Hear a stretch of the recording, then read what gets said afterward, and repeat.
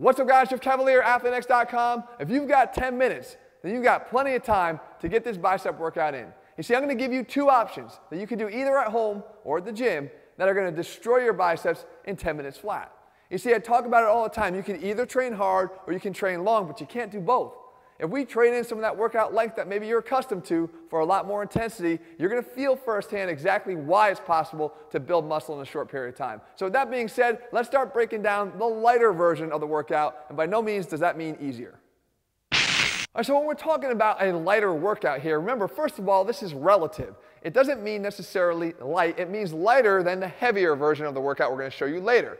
Vice versa, when we're talking about the heavier one, it doesn't mean absolutely heavy, where we would actually be training for strength if we got to the low rep ranges with more rest time. We're talking about heavier than the lighter workout. Both of them, however, are geared at hypertrophy and muscle growth. And right here, when we target the biceps, one of the best ways to do it is with a single band. Now, I know what you're saying, band workouts are easy.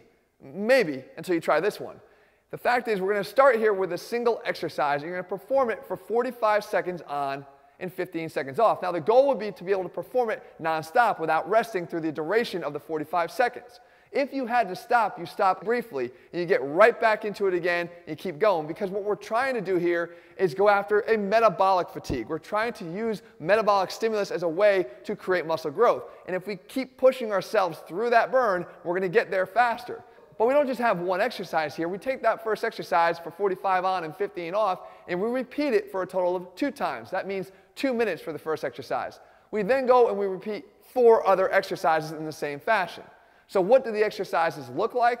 Well, we start with this one here, and this is a no money banded curl.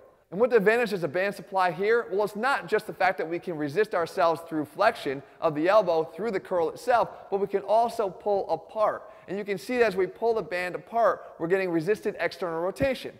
So we're not just getting biceps focus here, we're getting biceps with external rotation in the rotator cuff, which is actually an extremely powerful combo when you realize that the biceps tendon, being an integral part of the shoulder joint itself, gets additional benefit from having the balance of the rotator cuff to keep that shoulder in good health. 45 seconds on, 15 seconds off, 2 rounds. From here we move on to the second exercise, and now this is the banded drag curl. We shorten the moment arm, we bring the elbows back, we take our hands, we bring them closer to our body, and we curl from this position, which shifts the focus actually to the long head of the biceps, the outside portion, which is what's responsible more for that biceps peak. And you can see I'm just trying to drag my hands up my torso as much as I can, allowing the elbow bend, the flexion part that attacks the biceps, to happen mostly back behind my body. You should feel a tight contraction as you get as high as you possibly can. From here, you lower the band back down, repeat, again, 45 seconds on and 15 seconds off. We next move on to the third exercise here, which is called the step back curl. And for this, all I have to do is anchor the band to anything that's a little bit higher than me. Ideally, if you have a pull-up bar in your doorway, this would work perfectly. With the band anchored in place, I grab onto it, I step back to get good tension, and I curl. But I'm not done yet. From here now, I have to take a giant step backwards. And what that does is it places an additional isometric overload to maintain that elbow flexion in that position through the duration of the step back when I'm getting more tension here on the band, and then come back in and repeat it again. Now, the extra benefit here is the fact that I'm getting my biceps into a state of complete contraction. I've got elbow flexion, I've got supination, and I've got that all-important third component that we oftentimes overlook, which is shoulder flexion. So this setup sets us into the position for having that complete bicep contraction. Remember, 45 seconds on, 15 seconds off. Again, 2 rounds of this. We move on to the fourth exercise here in the workout, and this is the cross-body banded hammer curl. So the slight positioning difference here is, instead of being in the neutral position that you would normally perform a hammer curl out of, we go into a fully pronated position. And we know that if we go into a pronated position, we actually activate the brachialis a little bit more than if we do it from that mid position. Now, why is that a benefit? Well, there's 2 reasons. Number one, we know that the brachialis is a muscle that we want to develop if we want to have a fully developed upper arm, as it lies underneath the biceps. But more importantly, think about where this is in this workout. This is the 4th exercise in. You're already likely burning and cursing my name out. We got to offset that bicep load a little bit and give it a little bit of a break at a key moment in the workout, and this is why this is placed in here perfectly at this time. Remember, as always, once again, the 45 on, 15 off, 2 rounds. And then we wrap up our workout here in this final 2-minute stretch, this one reserved for the leaning stretch curl. And to perform this, we want to angle our body forward with our biceps facing almost directly down towards the ground. This is going to place an enormous stretch on the biceps because we have our arms here back into extension behind our body, as opposed to, remember, we talked about flexion of the shoulder. Now, from here, we want to try to drive our hands down towards the ground and straight forward. They should almost be facing directly forward if you've done this properly. At that point, you should feel a pretty intense bicep contraction, but most importantly, you're taking advantage of that stretch reflex. You have an opportunity here to get a strong contraction in the 5th spot of the workout because you have the added stretch reflex that's going to be used to your advantage. Make sure you take advantage of it if you want to get through the remainder of this workout. And with that, in just 10 minutes, you've managed to torch your biceps with a single band, probably in the comfort of your own home, and more importantly, you've convinced yourself that good things can happen if you're willing to put the work in. But let's say you want to go the other route, you want to go a little bit heavier, but you still just have those 10 minutes. Well, in that case, all you need is a single pair of dumbbells, and you do this instead. If the option you chose was to train a little bit heavier, then the goal should be a little bit different. The focus is not using metabolic stress to drive hypertrophy and muscle growth. The goal here is to use tension overload as well as eccentric overload to create that stimulus for growth. And we can do that, like I said, with a single pair of dumbbells, and in some cases, here in the last exercise, a single one of those dumbbells from that pair.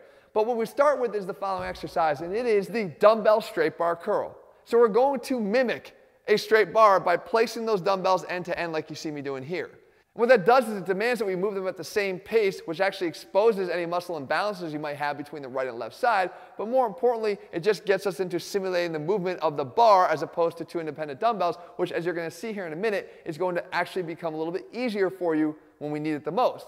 Do this for a minute. If we can get through the entire minute, you've done your job. If you can't and you have to rest, just like we did in the light version of the workout, you would take a momentary rest pause, get right back into it, and finish out the entire minute. Now for these types of exercises, however, because the load is higher, we're going to get a 1-minute rest period. So you've got a 1-minute work period, 1-minute rest period, and as you can see, the workout is structured with additional exercises all the way down until we get towards the end, where I have a special surprise. But that's not here yet. The next exercise up is what we need to discuss, and that is the dumbbell drag curl. So for the drag curl, just like we did with the banded drag curl, the goal is to try to hit the long head of the biceps by bringing those dumbbells in closer to your torso, getting the elbows back behind you, and simply trying to ride those dumbbells up the front of your body as tight as you possibly can. You can see the contraction here on that outer portion of the biceps. You can feel the intensity of the contraction if you're doing it right. The fact is, in the second spot here, it actually is beneficial because it's offloading some of the tension that was on the biceps from the first exercise by the change in the moment arm to allow you to continue to do this, ideally without rest. But this is only going to last you for a minute because we're going right back to the curl again, as you can see here in exercise number 3, this time to the dumbbell standing alternating curl. So now, how is this going to be possible if you've already fatigued the biceps through the first 2 exercises? Well, the big difference here is that you're able to move a lot more weight when you move them individually than when you move them together. And a lot of it has to do with your ability to control your torso via your core strength. When you move 2 dumbbells up together, let's say they weigh 50 pounds apiece, your body's trying to stabilize 100 pounds moving in this direction. So you have to have a stronger core contraction and more stability to do that. In the case of a single alternating dumbbell curl, you're only having to do half of that. Not to mention you can actually lean into the arm and actually create a little bit more leverage for the working arm that makes this exercise possible even though it's put in that 3rd spot. And we continue here, again, after a 2-minute time period to go to our 4th exercise, which is the cross-body dumbbell hammer curl. And once again, just like we did in the banded version here, we're going fully pronated to force that brachialis to do more of the work. You can see that even as we crank out rep after rep, it would feel like it would be very difficult here, but we're not just relying solely on the biceps. We have the help it needs in the brachialis. We want to make sure that we use it to get the job done. And this brings us to the 9th minute of the workout here. Right when your biceps are ready to pop, we kind of stick the final dagger into them with this bicep waiter curl. And the waiter curl's job is to actually take the forearms that probably want to kick in at this point and dominate the movement and say, no, you can't. You're going to stay out of this thing and let the biceps finish this off. So you get into this wrist extension position to support the dumbbell, where the top of the dumbbell basically stays level with the ceiling that you're curling in for the duration of the exercise. Now this one's only being done for 45 seconds, but it doesn't make it any easier. Your goal is to simply lift that dumbbell straight up to the ceiling by getting those wrists taken out of it to prevent the forearms from kicking in too much. If we can make it through the entire 45 seconds here, you get a brief 45-second rest before we hit our last combination here, and this is our burnout. I mentioned a special surprise. The goal here is to try to make it through the entire minute without resting, or at least doing some type of contraction, because you got an option here. You either start with holding this isometric contraction in the mid-range of the bicep curl, which, by the way, is the most difficult portion of the curl. You hold it there as long as you possibly can. Now, at this point in the game, it's likely you may not be able to hold it for the entire time, but it doesn't mean that you stop. You can actually try to force the eccentric overload of this exercise, and that's being done by just simply delaying and slowing down the straightening out of your arms as they start to be overcome by the weight of the dumbbells in your hands. Don't let them just drop. Slow it down with every bit of effort you have remaining. If you make it through the end of the minute here, it's a job well done, and believe me, you've earned it. And once again, in 10 minutes now, you've got that workout here laid out in front of you step by step with just that single pair of dumbbells that's going to get the job done as well. It doesn't matter which path you choose, different stresses all leading to the same goal of more bicep growth, more hypertrophy. Remember, guys, it doesn't mean that you have to train long in order to get results. All you have to do is be willing to train hard. And you can trade in a lot of that workout length if you're willing to up the intensity level at which you train with. If you're looking for a program that encourages that and shows you how to do it step by step, you can head to ATHLEAN-X.com right now and find the program that's best suited to your current goals. In the meantime, if you found this video helpful, if you like this series, let me know below what else you want to see, and I'll do my best to do that for you. And if you haven't already done so, make sure you click subscribe and turn on your notifications so you never miss a new video when we put one out. All right, guys, see you soon.